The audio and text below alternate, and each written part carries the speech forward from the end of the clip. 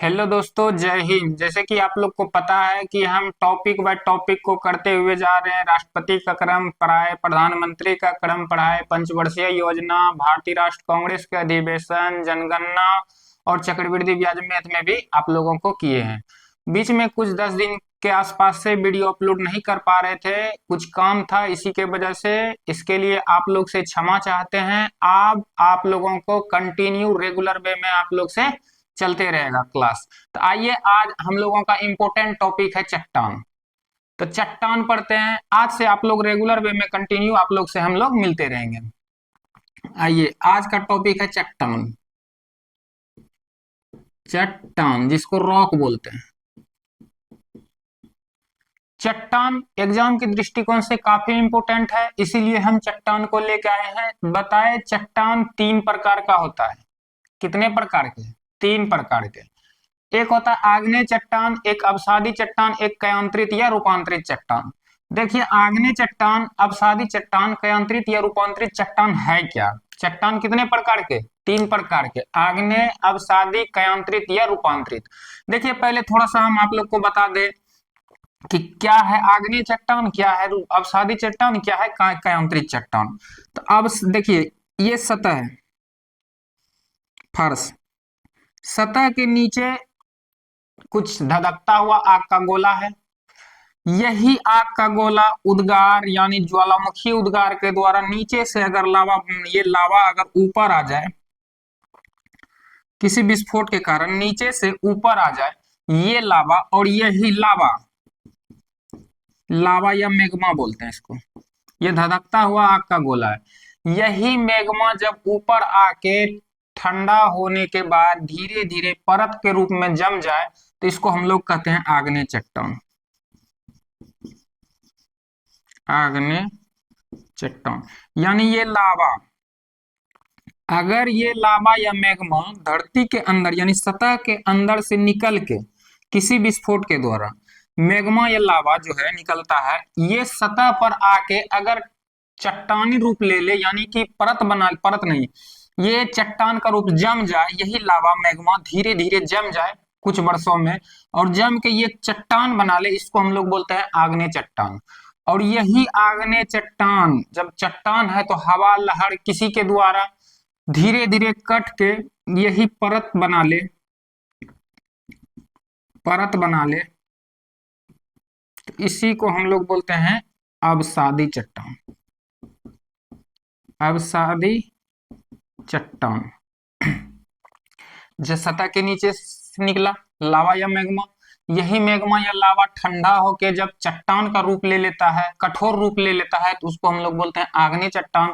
और यही आग्नेय चट्टान जब लहर के द्वारा, हवा के द्वारा, समुद्री लहर यानी हवा के द्वारा किसी तरीके से कट के परत बना ले, तो इसी परत को हम लोग बोलते हैं अवसादी चट्टान, ये निक्षेपण के द्वारा। बताए 3 प्रकार का होता है, एक आग्नेय चट्टान, एक अवसादी चट्टान और एक कयांत्रित या रूपांतरित चट्टान।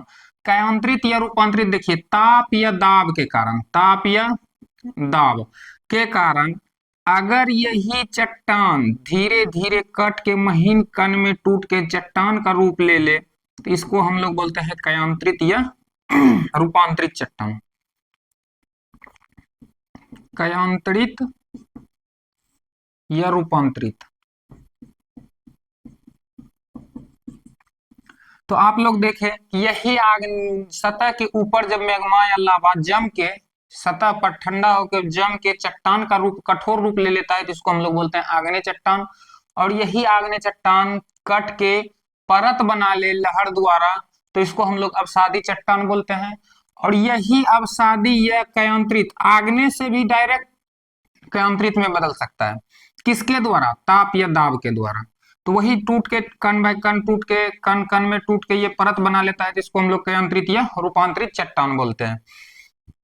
तो कभी अवसादी से कयांत्रित हो जाएगा, कभी डायरेक्ट आग्नेय से कयांत्रित में चला जाएगा। तो ये आप लोग समझ गए होंगे कि आग्नेय चट्टान क्या है, अवसादी चट्टान क्या है, कयांत्रित या रूपांतरित चट्टान क्या है। बस इसी को समझना है, अच्छे तरीके से समझिए। ये आग्नेय चट्टान धधकता हुआ आग का गोला है, तो इसमें जीवाश्म नहीं रह पाएगा। क्योंकि जैसे ही जहां पे जीवाश्म है और जहां पे ये मैग्मा आके जमेगा तो वहां का सारा जीवाश्म खत्म हो जाएगा, क्योंकि ये आग का गोला है, ये मैग्मा या लावा आग का गोला है और जहां पे पड़ेगा वो जीवाश्म को खत्म। लेकिन जब ठंडा होके ये परत बना ले सॉरी खांसी हो गया थोड़ा सा, ये परत बना ले और ये ठंडा होके जब टूट के परत बना लेता है तो इसको कहते हैं अवसादी चट्टान। ये तो ठंडा है, इसमें जीवाश्म रहने की संभावना बिल्कुल है, इसमें जीवाश्म रह सकते हैं। तो इसी तरीके से और आग्नेय चट्टान कयांतरित या रूपांतरित बताएं आप लोगों को कि ये टूट के कण बाय कण के रूप में परत बना लेता है, तो इसी को हम लोग कयांतरित या रूपांतरित चट्टान कहते हैं। आइए आग्नेय चट्टान के बारे में थोड़ा सा आप लोगों को और कुछ बताएं। आग्नेय चट्टान के बारे में बता रहे हैं, ये है आग्नेय चट्टान, यहाँ सॉरी ये सतह है, क्या है सतह। सतह के नीचे कभी कभी क्या होता है कि विस्फोट जो है किसी तरीके किसी दाब के वजह से कभी कभी विस्फोट जमीन के अंदर ही हो जाता है, ऊपर नहीं आ पाता, ये मैग्मा जो है ऊपर नहीं आ पाता है, विस्फोट के कारण नीचे ही जम फट जाता है। तो अगर जमीन के अंदर नीचे ही फट जाए, नीचे ही फट जाए तो ये नीचे फट के ये गोल आकार रूप ले लेता है, गुंबदानुमा। क्या आग्नेय चट्टान के बारे में बता रहे हैं कि आग्नेय चट्टान अगर कभी कभी क्या होता है सतह के ऊपर नहीं जाके सतह के नीचे ही फट जाता है, यानी जमीन के अंदर ही किसी दबाव के कारण, तो ये जो फट के ये गुंबदानुमा आकृति ले लेता है, इसको हम लोग बेकोलिथ बोलते हैं। क्या बोलते हैं? बेकोलिथ। देखिए अगर आप लोग बुक उल्टाइएगा तो बुक में बहुत बड़ा डिफिनेशन दिया हुआ है, आपको समझाने के लिए हम इतने शॉर्ट तरीके से कि याद हो जाए। देखिए तो ये सतह के अंदर यानी अगर ये गुंबदानुमा आकृति ले ले आग्नेय चट्टान तो इसको हम लोग बेकोलिथ बोलते हैं, बेकोलिथ। और कभी कभी क्या होगा ये जो है कभी छतरी नुमा आकृति ले लेता है, छतरी नुमा आकृति, इसको हम लोग लेकोलिथ बोलते हैं। क्या बोलते हैं? लेकोलिथ। हम अभी सतह के नीचे की बात कर रहे हैं, यानी सतह के नीचे जब फट के गुंबदानुमा आकृति ले ले तो उसको बैथोलिथ, छतरी नुमा आकृति ले ले तो उसको लेकोलिथ, और लहरदार आकृति अगर ले ले, लहरदार कहाँ पे? सतह के नीचे अगर लहरदार आकृति ले ले तो इसको हम लोग फेकोलिथ बोलते हैं, फेकोलिथ। क्या बोलते हैं? फेकोलिथ। अगर ये दरार में जम जाए, इसी गुंबदानुमा में अगर ये दरार में जम जाए तो इसको हम लोग डाइक बोलते हैं। क्या बोलते हैं? डाइक। तो आप लोगों को अच्छे तरीके से आ गया होगा समझ में कि क्या है बैथोलिथ, क्या है फेकोलिथ, क्या है लेकोलिथ, क्या है डाइक। और देखिए कभी कभी सतह के ऊपर नीचे आया तो इसको हम लोग ग्रेनाइट बोलते हैं। आग्नेय चट्टान जब नीचे ही जम जाए, कठोर रूप ले ले तो इसको हम लोग ग्रेनाइट बोलते हैं, जो आप लोग फर्श पे लगाते हैं। और ऊपर अगर आ गया, आग्नेय चट्टान के बारे में बोल रहे हैं कि अगर ये ऊपर आ गया तो ऊपर में हम लोग इसको क्या बोलते हैं? बैसाल्ट चट्टान। ऊपर आए बैसाल्ट, जैसे ऊपर में ये से ले लिया आकृति, कोई भी आकृति आके ऊपर में जम गया तो इसको बैसाल्ट, और नीचे में हम लोग ग्रेनाइट बोलते हैं।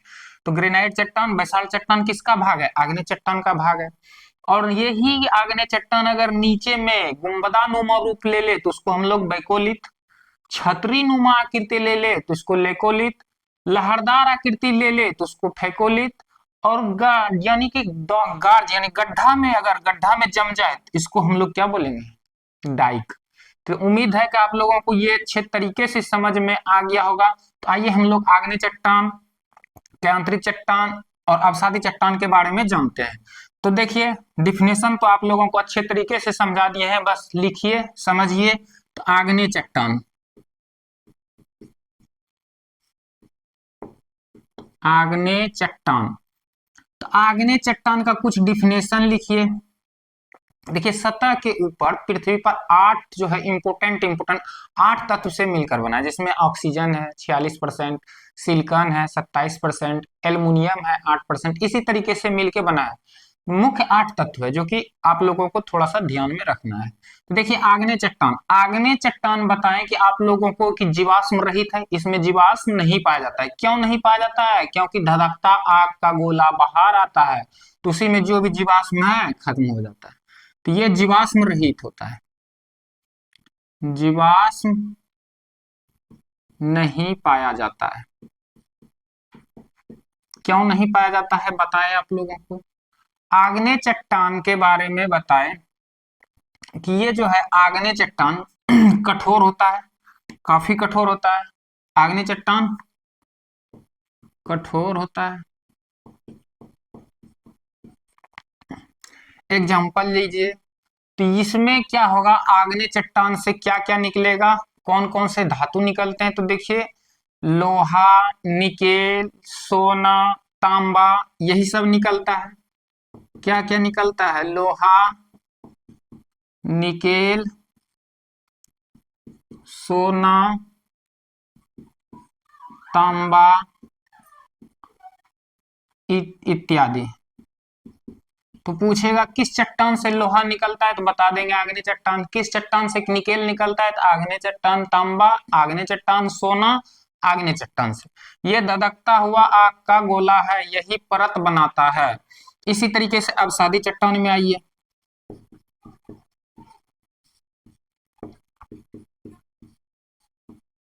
इसमें जीवाश्म पाया जाता है। बताएं कि ये जो आग्नेय चट्टान ठंडा होने के बाद लहर के द्वारा कट के परत बना ले निक्षेपण के द्वारा, तो इसको हम लोग अब सादी चट्टान बोलते हैं।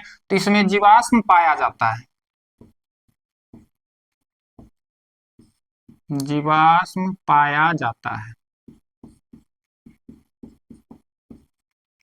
एग्जाम्पल ले लीजिए, कोयला, खनिज तेल, जैसे बोल देगा पेट्रोल, डीजल, किरोसिन, तो ये सब किस चट्टान से निकलते हैं, तो अवसादी चट्टान से निकलते हैं। पेट्रोल, कोयला, कोयला किस चट्टान से? अवसादी चट्टान से। लेकिन बोल देगा लोहा किस चट्टान से, तो आग्नेय चट्टान से। तो आप लोगों को अच्छे तरीके से समझ में आ गया होगा। और कयांत्रित या रूपांतरित तो सेम इसी का है। आग्नेय और अवसादी का ही तो कयांत्रित और रूपांतरित रूप होता है। तो आइए आप लोगों को कुछ थोड़ा सा हम नीचे समझाने का कोशिश। देखिए ये तो आप लोग समझ ही गए होंगे। अब यहाँ पे हम लोग थोड़ा सा लिखते हैं, आग्नेय चट्टान का कयांत्रित रूप क्या होता है, अवसादी का कयांत्रित क्या होता है। आइए यहाँ हम लोग लिख लेते हैं, आग्नेय चट्टान और कयांत्रित चट्टान।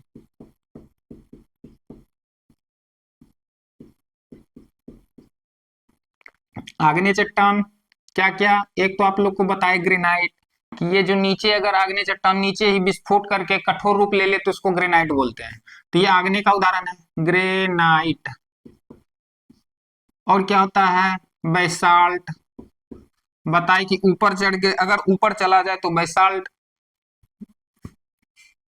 बैसाल्ट, ग्रेबो, ये सब किसका उदाहरण है, आग्नेय का। बिटुमिनस कोयला, बिटुमिनस कोयला। आइए देखिए ग्रेनाइट का कयांत्रित या रूपांतरित रूप क्या होता है। ग्रेनाइट का कयांत्रित रूप नीस, क्या होता है, नीस। ग्रेनाइट का कयांत्रित रूप नीस। बैसाल्ट का सिस्ट, बैसाल्ट का सिस्ट। ग्रेवो का सरपेंटाइन, सरपेंटाइन। देखिए ये सब ताप और दबाव के कारण बताए थे कि जब जो भी है ताप और दबाव के कारण केंद्रित होता है, यानी ग्रेनाइट ही जो है ना ताप या दबाव के कारण नीस में रूपांतरित हो गया, इसी को हम लोग केंद्रित या रूपांतरित बोलते हैं। बैसाल्ट ताप या दबाव के कारण ही सिस्ट में बदल गया है। ग्रेबो सरपेंटाइन, बिटुमिनस कोयला, बिटुमिनस कोयला का केंद्रित रूप हो जाता है ग्रेफाइट, ग्रेफाइट। इसी तरीके से अब शादी में आइए,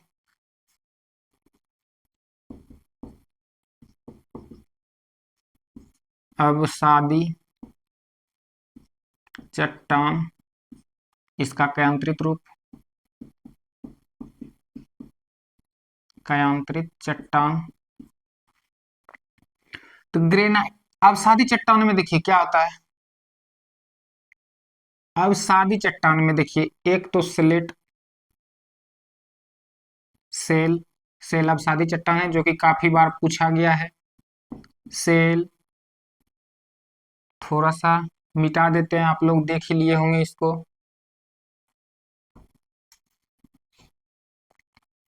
सेल, चूना पत्थर, बलुआ पत्थर,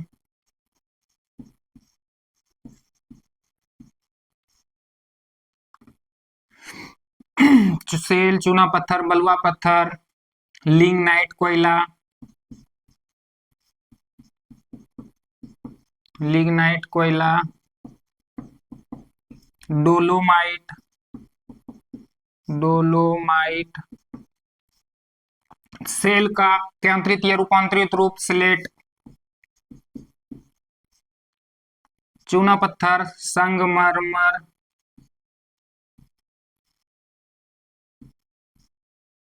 बलुआ पत्थर क्वार्टरजाइट,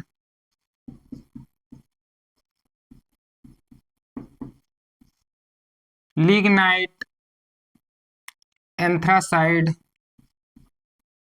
लिग्नाइट एंथ्रासाइड, डोलोमाइट संगमरमर, संगमरमर।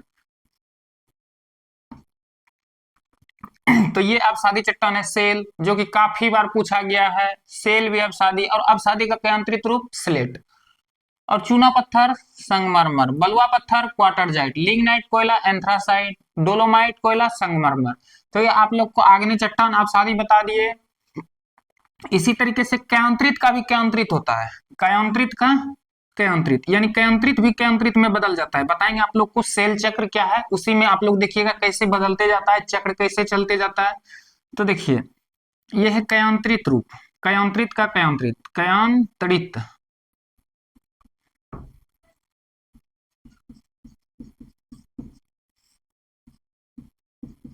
कयांत्रित चट्टान से कयांत्रित कैसे होता है। जैसे स्लेट, स्लेट कयांत्रित ही है, देख रहे हैं आप लोग, दिख रहा होगा स्लेट कयांत्रित। तो स्लेट बदल जाता है, स्लेट जब ताप और दाब पड़ेगा तो फाइलाइट में बदल जाता है, फाइलाइट। और फाइलाइट बदल जाएगा सिस्ट में, ये कयांत्रित है, ये फाइलाइट बदल जाएगा सिस्ट में, फाइलाइट सिस्ट में। तो उम्मीद है कि आप लोग को ये चीज समझ में आ गया होगा। ग्रेनाइट, बेसाल्ट, ग्रेवो, बिटुमिनस कोयला, ये सब आग्नेय चट्टान है, ये अवसादी है, और ये कयांत्रित से कयांत्रित में आ गया है। तो ये आप लोग समझ लिए होंगे। एक छोटा सा चीज आप लोग को सेल चक्र बताते हैं। क्या है सेल चक्र, जैसे देखिए, ये जैसे यहां से आप लोग आए आग्नेय में, आग्नेय चट्टान, आग्नेय से फिर आता है अवसादी में आए। अभी आप लोग देखे ही कैसे आग्नेय से अवसादी गए, कहाँ गए, आग्नेय से अवसादी में आए, अवसादी से इधर बताए थे कयांत्रित या रूपांतरित चट्टान। उसी तरीके से देखिए, ये आग्नेय, आग्नेय बना अवसादी, अवसादी में परिवर्तित, फिर ताप और दाब के कारण कयांत्रित में, कयांत्रित से फिर कयांत्रित में, यही कयांत्रित फिर आके आग्नेय में बदलेगा, ताप और दबाव के कारण फिर आग्नेय निकलेगा, फिर आग्नेय से अवसादी, अवसादी से फिर कयांत्रित, कयांत्रित से कयांत्रित, फिर आग्नेय। तो यही है सेल चक्र। क्या है, सेल चक्र। तो उम्मीद है कि आप लोग अच्छे तरीके से इसको समझ लिए होंगे। क्या है लेकोलिथ, क्या है फेकोलिथ, क्या है डाई, क्या है ग्रेनाइट, क्या है बेसाल्ट, क्या है सिस्ट, सारा चीज आप लोग समझ लिए अच्छे तरीके से। तो मिलते हैं आज के बाद आप लोग से रेगुलर वे में, हम आप लोगों को पढ़ाते जाएंगे। 10 दिन के लिए सॉरी, मिलते हैं अगले वीडियो में। Thank you.